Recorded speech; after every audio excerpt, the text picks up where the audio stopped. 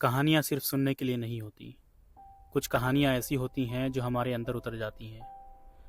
इसी सिलसिले में आज हम सुनेंगे प्रेमचंद की कहानी नरक का मार्ग। रात भक्तमाल पढ़ते पढ़ते न जाने कब नींद आ गई। कैसे कैसे महात्मा थे जिनके लिए भगवत प्रेम ही सब कुछ था, इसी में मग्न रहते थे। ऐसी भक्ति बड़ी तपस्या से मिलती है। क्या मैं यह तपस्या नहीं कर सकती? इस जीवन में और कौन सा सुख रखा है? आभूषणों से जिसे प्रेम हो वह जाने, यहाँ तो इनको देखकर आंखें फूटती हैं। धन दौलत पर जो प्राण देता हो वो जाने, यहाँ तो इसका नाम सुनकर ज्वर सा चढ़ जाता है। कल पगली सुशीला ने कितनी उमंगों से मेरा श्रृंगार किया था, कितने प्रेम से बालों में फूल गूंथे थे। कितना मना करती रही मैं, न मानी। आखिर वही हुआ जिसका मुझे भय था। जितनी देर उसके साथ हंसी, उससे कहीं ज्यादा रोई। संसार में ऐसी भी कोई स्त्री है जिसका पति उसके श्रृंगार देखकर सिर से पांव तक जल उठे? कौन ऐसी स्त्री है जो अपने पति के मुंह से ये शब्द सुने, तुम मेरा परलोक बिगाड़ोगी और कुछ नहीं, तुम्हारे रंग ढंग कहे देते हैं, और उसका दिल विष खा लेने को न चाहे? भगवान, संसार में ऐसे भी मनुष्य होते हैं। आखिर मैं नीचे चली गई और भक्तमाल पढ़ने लगी। अब वृंदावन विहारी ही की सेवा करूंगी, उन्हीं को अपना श्रृंगार दिखाऊंगी। वो देखकर न जलेंगे, वो तो मेरे मन का हाल जानते हैं। भगवान, मैं अपने मन को कैसे समझाऊं? तुम अंतर्यामी हो, तुम मेरे रोम रोम का हाल जानते हो। मैं चाहती हूँ कि उन्हें अपना इष्ट समझूं, उनके चरणों की सेवा करूं, उनके इशारे पर चलूं। उन्हें मेरी किसी बात से, किसी व्यवहार से नाम मात्र भी दुख न हो। वह निर्दोष हैं। जो कुछ मेरे भाग्य में था वो हुआ। न उनका दोष है न माता पिता का, सारा दोष मेरे नसीबों ही का है। लेकिन ये सब जानते हुए भी जब उन्हें आते देखती हूँ तो मेरा दिल बैठ जाता है, मुंह पर मुर्दनी सी छा जाती है, सिर भारी हो जाता है। जी चाहता है उनकी सूरत न देखूं, बात तक करने को जी नहीं चाहता। कदाचित शत्रु को भी देखकर किसी का मन इतना क्लांत न होता होगा। उनके आने के समय दिल में धड़कन सी होने लगती है। दो एक दिन के लिए कहीं चले जाते हैं तो दिल पर से एक बोझ सा उठ जाता है। हंसती भी हूँ, बोलती भी हूँ, जीवन में कुछ आनंद आने लगता है। लेकिन उनके आने का समाचार पाते ही फिर चारों ओर अंधकार। चित्त की ऐसी दशा क्यों है ये मैं नहीं कह सकती। मुझे तो ऐसा जान पड़ता है कि पूर्व जन्म में हम दोनों में वैर था। उसी वैर का बदला लेने के लिए इन्होंने मुझसे विवाह किया है। वही पुराने संस्कार हमारे मन में बने हुए हैं। नहीं तो वो मुझे देख देख कर क्यों जलते और मैं उनकी सूरत से क्यों घृणा करती। विवाह करने का तो ये मतलब नहीं हुआ करता। मैं अपने घर इससे कहीं सुखी थी। कदाचित मैं अपने जीवन पर्यंत अपने घर आनंद से रह सकती थी।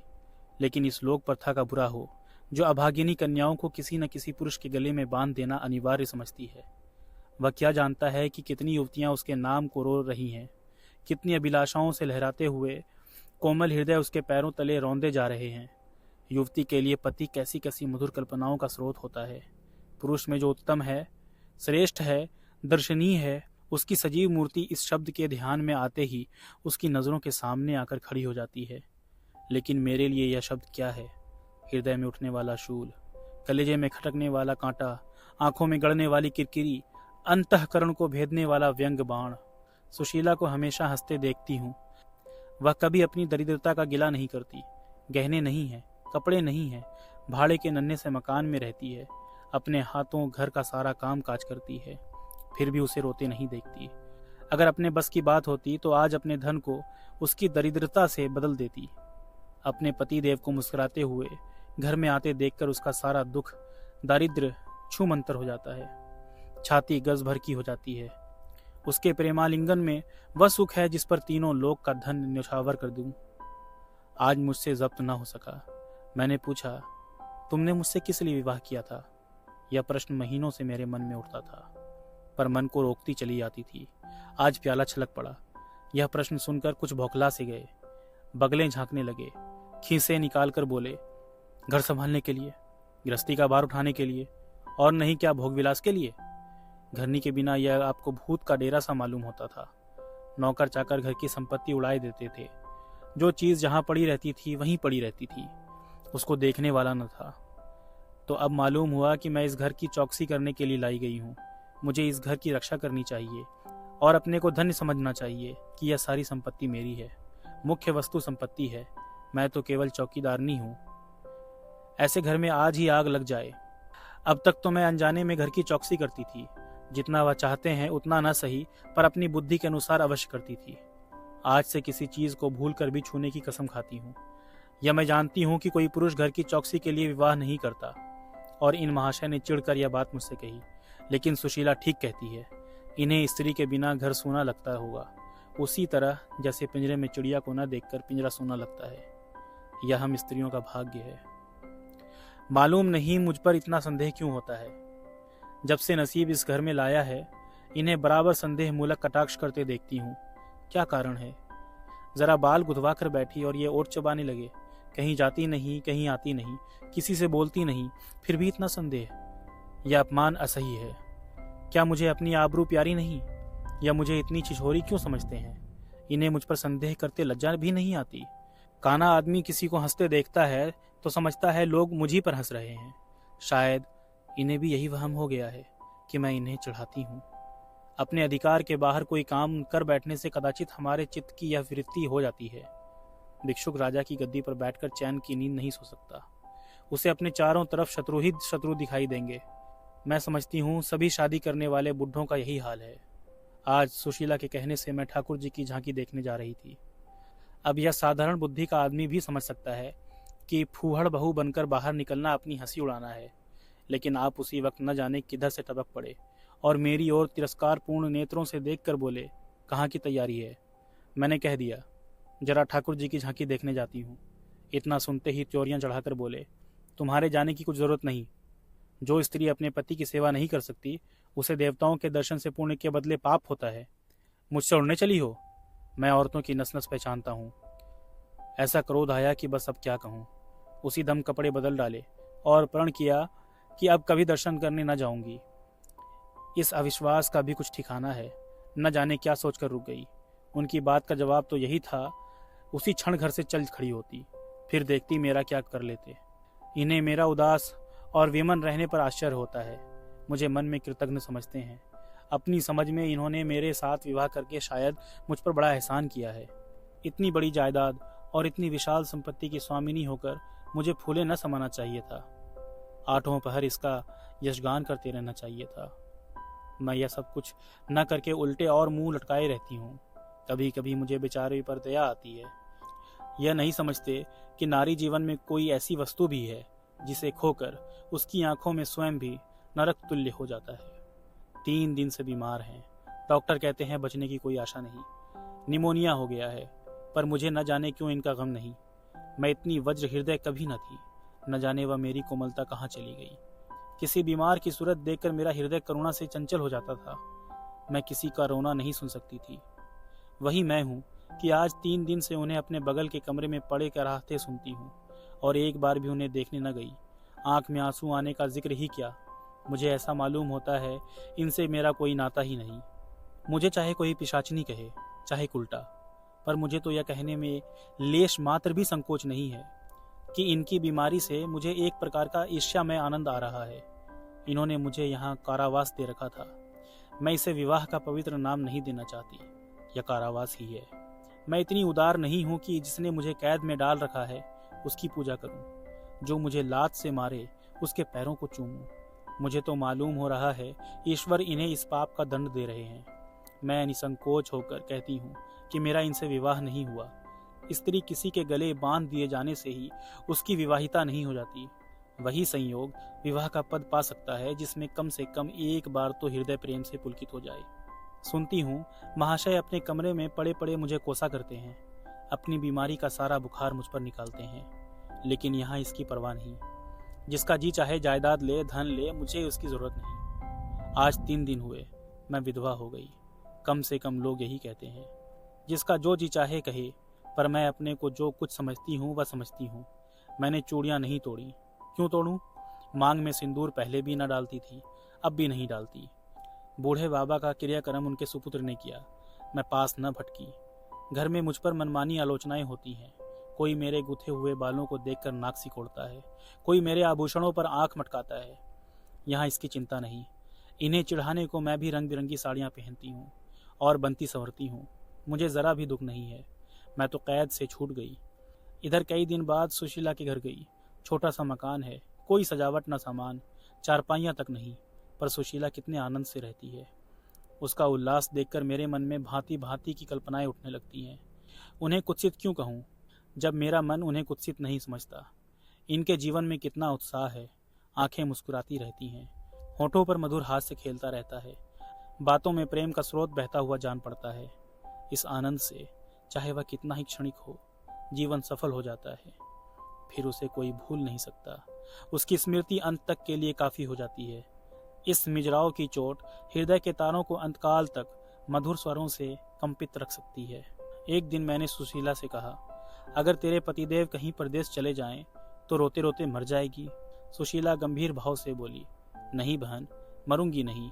उनकी याद सदैव प्रफुल्लित करती रहेगी, चाहे उन्हें परदेश में बरसों लग जाएं। मैं यही प्रेम चाहती हूँ। इसी चोट के लिए मेरा मन तड़पता रहता है। मैं भी ऐसी ही स्मृति चाहती हूँ, जिससे दिल के तार सदैव बजते रहें, जिसका नशा नित्य छाया रहे। रात रोते रोते हिचकियां बन गई। न जाने क्यों दिल भर भर आता था। अपना जीवन सामने एक बीहड़ मैदान की भांति फैला हुआ मालूम होता था, जहां बगुलों के सिवा हरियाली का नाम नहीं। घर फाड़े खाता था। चित्त ऐसा चंचल हो रहा था कि कहीं उड़ जाऊं। आजकल भक्ति के ग्रंथों की ओर ताकने को जी नहीं चाहता। कहीं सैर करने जाने की भी इच्छा नहीं होती। क्या चाहती हूँ वह मैं स्वयं नहीं जानती, लेकिन मैं जो नहीं जानती वह मेरा एक एक रोम जानता है। मैं अपनी भावनाओं की सजीव भूमि हूँ। मेरा एक एक अंग मेरी आंतरिक वेदना का आर्तनाद कर रहा है। मेरे चित्त की चंचलता उस अंतिम दशा को पहुंच गई है जब मनुष्य को निंदा की न लज्जा रहती है और न भय। जिन लोभी स्वार्थी माता पिता ने मुझे कुएं में ढकेला, जिस पाषाण हृदय प्राणी ने मेरी मांग में सिंदूर डालने का स्वांग किया, उनके प्रति मेरे मन में बार बार दुष्कामनाएं उठती हैं। मैं उन्हें लज्जित करना चाहती हूँ। मैं अपने मुंह में कालिक लगाकर उनके मुख में कालिक लगाना चाहती हूँ। मैं अपने प्राण देकर उन्हें प्राण दंड दिलाना चाहती हूँ। मेरा नारीत्व लुप्त हो गया। मेरे हृदय में प्रचंड ज्वाला उठी हुई है। घर के सारे आदमी सो रहे थे। मैं चुपके से नीचे उतरी, द्वार खोला और घर से निकली। जैसे कोई प्राणी गर्मी से व्याकुल होकर घर से निकले और किसी खुली हुई जगह की ओर दौड़े। उस मकान में मेरा दम घुट रहा था। सड़क पर सन्नाटा था। दुकानें बंद हो चुकी थी। सहसा एक बुढ़िया आती हुई दिखाई दी। मैं डरी, कहीं चुड़ैल न हो। बुढ़िया ने मेरे समीप आकर मुझे सिर से पांव तक देखा और बोली, किसकी राह देख रही हो? मैंने चिढ़कर कहा, मौत की। बुढ़िया, तुम्हारे नसीबों में तो अभी जिंदगी के बड़े बड़े सुख भोगने लिखे हैं। अंधेरी रात गुजर गई, आसमान पर सुबह की रोशनी आ रही है।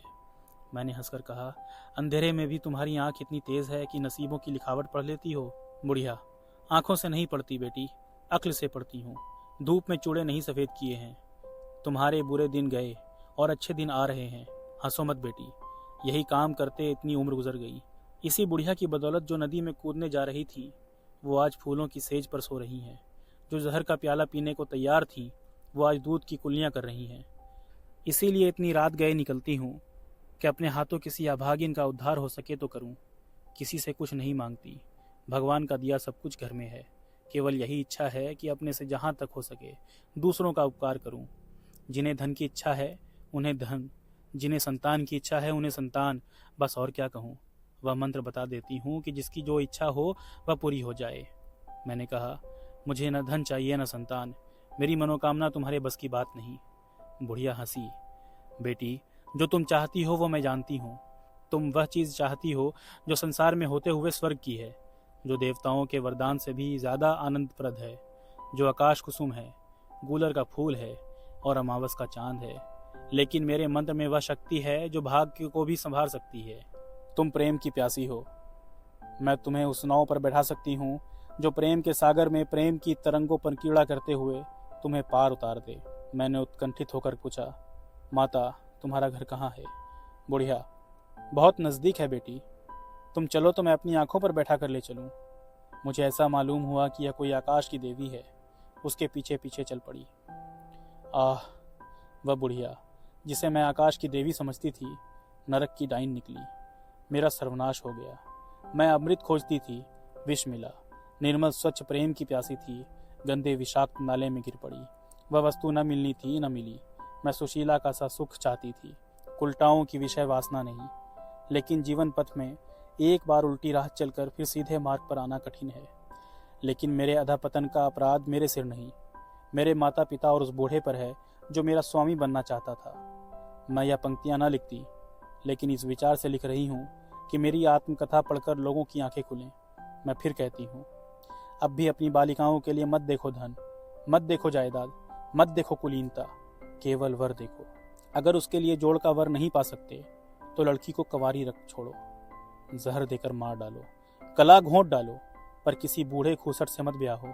स्त्री सब कुछ सह सकती है, दारुण से दारुण दुख, बड़े से बड़ा संकट। अगर नहीं सह सकती तो अपने यौवन काल की उमंगों का कुचला जाना। रही मैं, मेरे लिए अब इस जीवन में कोई आशा नहीं। इस अधम दशा को भी उस दशा से न बदलूंगी जिससे निकल कर आई हूँ। चलिए जी, आज की ये कहानी भी ख़त्म हुई।